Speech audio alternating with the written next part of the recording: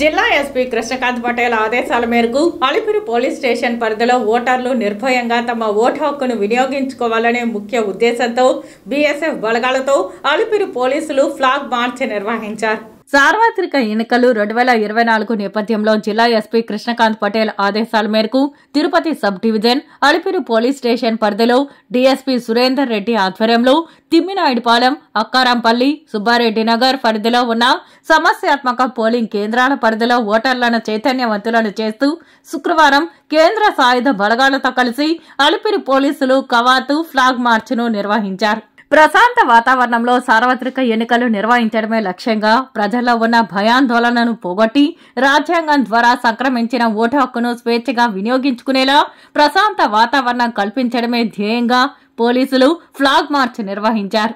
ఈ కార్యక్రమంలో అలిపిరి సిఐ రామచంద్రారెడ్డి మరియు ఎస్ఐ రాజశేఖర్, పోలీస్ స్టేషన్ సిబ్బంది మరియు బీఎస్ఎఫ్ బలగాలు తదితరులు పాల్గొన్నారు.